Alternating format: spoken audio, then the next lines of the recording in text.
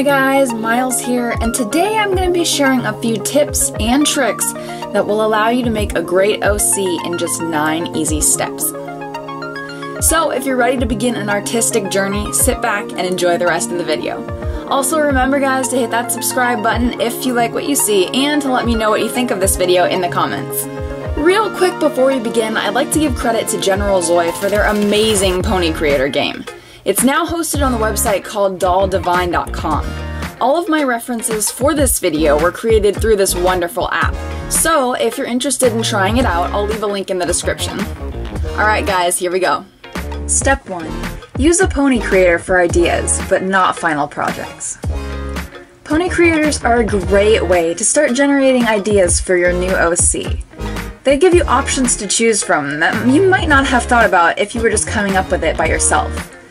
But, and that's a big but guys, you don't want to use the pony you created there for your final product. Why? Well, there are honestly many reasons, but the biggest one is that most true artists can spot a pony creator pony from a mile away. So they can tell that your art, if you use a generator, isn't original. Also, passing off another artist's work, in this case, the person who made the art for the generator, is kind of like stealing. So, if you use a pony generator, make sure to do a cover of the artwork, and then use that as your final product. I'll share more on that later. Step 2. Pick cohesive colors that are pleasing to the eyes. I have seen my fair share of ponies that are a mix of colors that just make me want to cry. And I mean, there are a lot.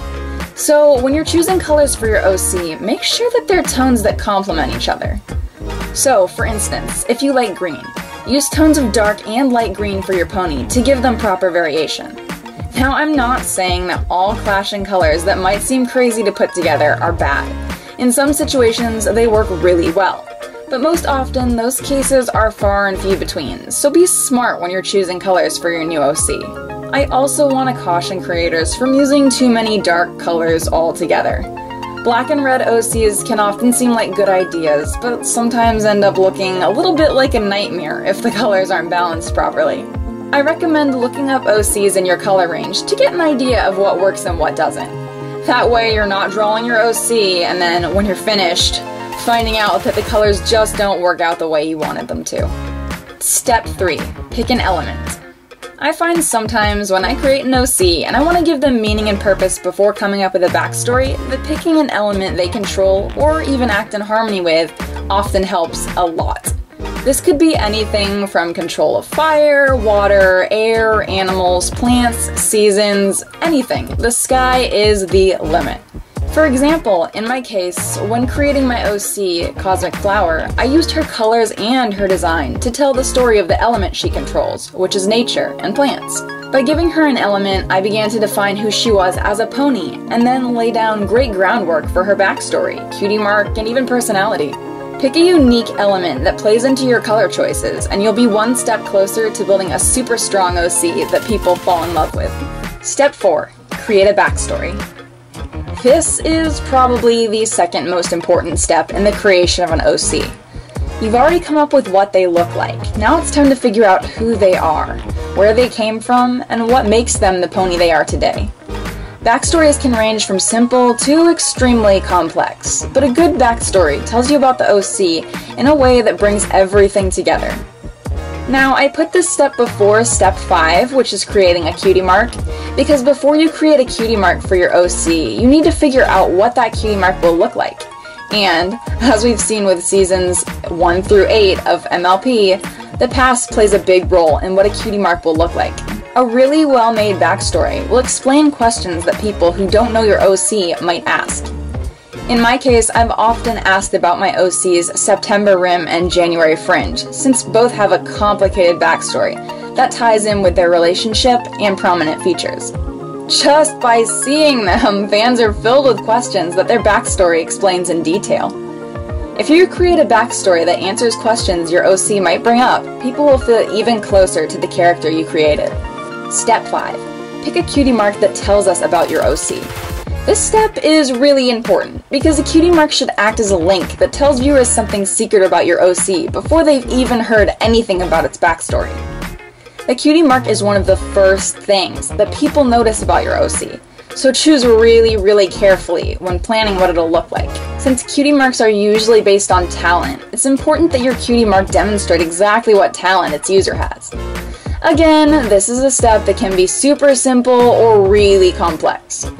My cutie mark happens to be a simple gear, which lets people know that I am a technical pony and I'm interested in every gear and cog of whatever project I'm working on. Since it's simple, it's easy to draw, and informative enough that people don't have to think hard about what it means. On the other hand, in the case of Nova, another one of my OCs, you can tell that his cutie mark is really complicated, just like his backstory. Light circulating around an eclipsed blue moon with the first letter of his name gives fans a look into just how interesting his story may be. And it's one I haven't even told yet, but building intrigue is half the battle.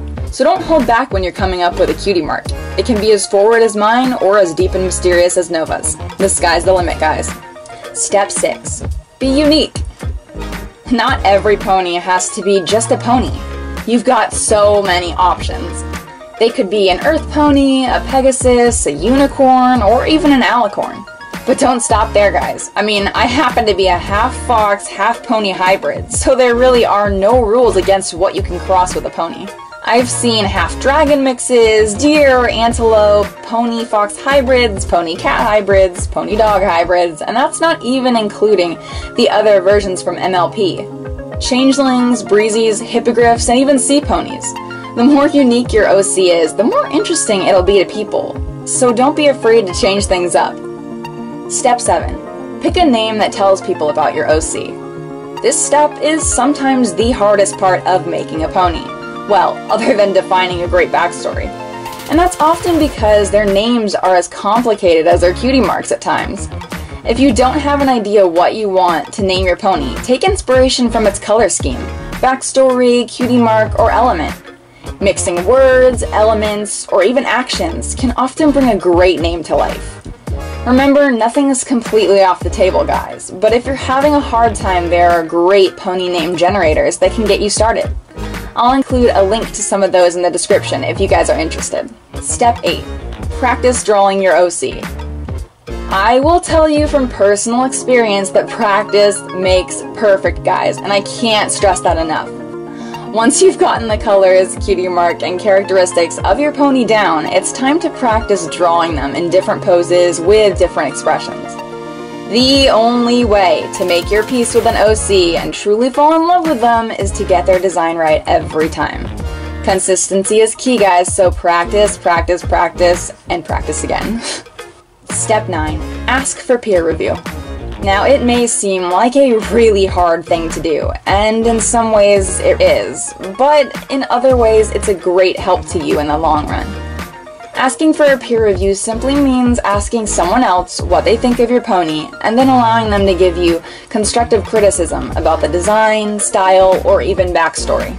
One thing I heard a lot when I first started drawing was that my ponies had really long necks, which was something I didn't notice until some fans brought it up. So from that point on, I tried to remember to shorten my necks even if I didn't think personally that they were too long. Often other people can see things that you yourself have missed when you created your OC, so this step is super important if you want to grow your OC into one that everyone supports. Also, to touch on my first step, I wanted to explain what a cover of a pony generator pony should look like. It's up to you to take the simple elements of what you made and then expand on them with your own style and effects. In the case of this pony that I created in the generator, it's up to me to bring the elements I used to life and to put my own artistic spin on them. When I'm done, it should be only loosely based off of the generator, but similarly a work of my own creation that's authentic. Well guys, I hope that this video helps you and that my tips have given you a lot to think about when you're ready to begin creating a new OC. Thank you so much for watching, guys. Make sure to leave a like or even subscribe to the channel if you're feeling generous. Also, if you have any questions, you can leave them in the comments and I'll try to get back to you as soon as I can. Thanks guys, happy creating and stay awesome.